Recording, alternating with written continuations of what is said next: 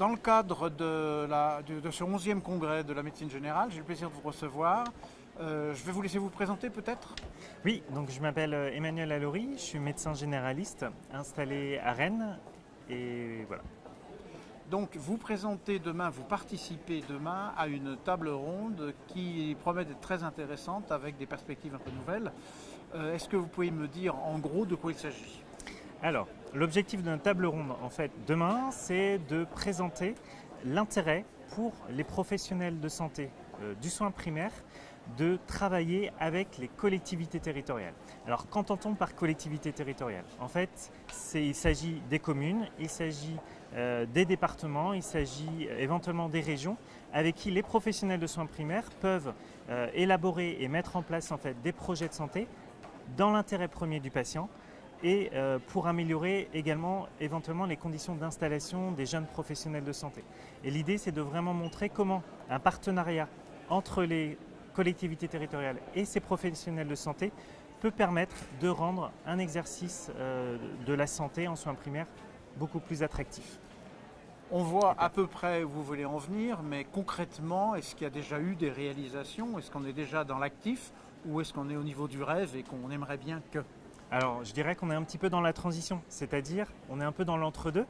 Il y a à la fois des projets qui existent sur le terrain et à la fois on a une vraie envie, et le Collège de la médecine générale également, de donner envie aux médecins généralistes, puisque c'est un congrès autour de la médecine générale, de créer ce partenariat.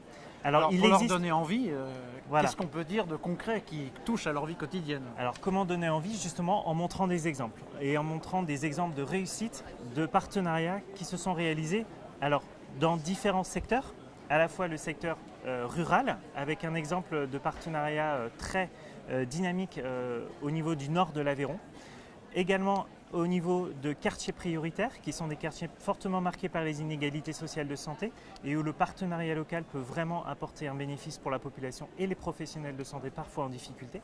Et enfin, au niveau d'une grande ville telle que Paris, au niveau d'un arrondissement, en l'occurrence Paris 18e.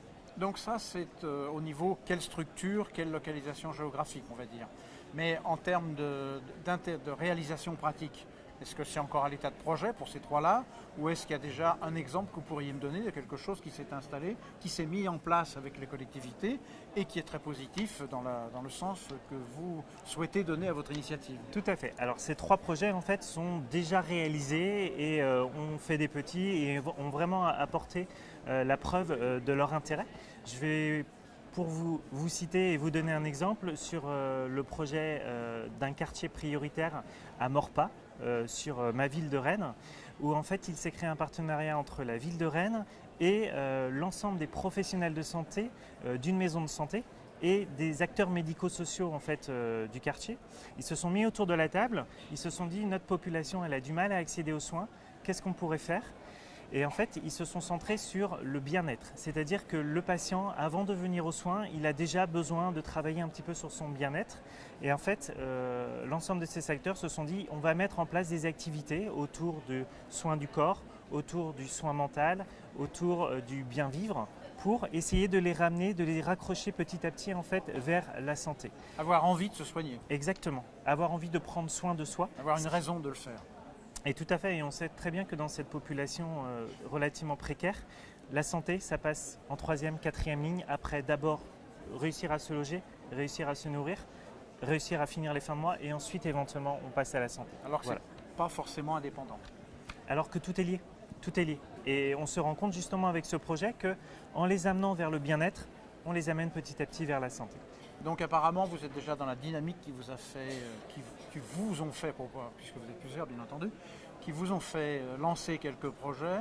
Est-ce qu'il y a d'autres projets qui ne sont pas encore lancés mais qui vous tiennent à cœur particulièrement ? En partenariat avec les collectivités, tout à fait. Par exemple, nous sommes en train de développer là sur le lieu où j'exerce un partenariat, un projet autour d'une meilleure prise en charge des troubles des apprentissages de la petite enfance. C'est-à-dire des enfants qui à l'école vont avoir des difficultés d'intégration parce qu'ils ont des difficultés à lire, parce qu'ils ont des difficultés à parler.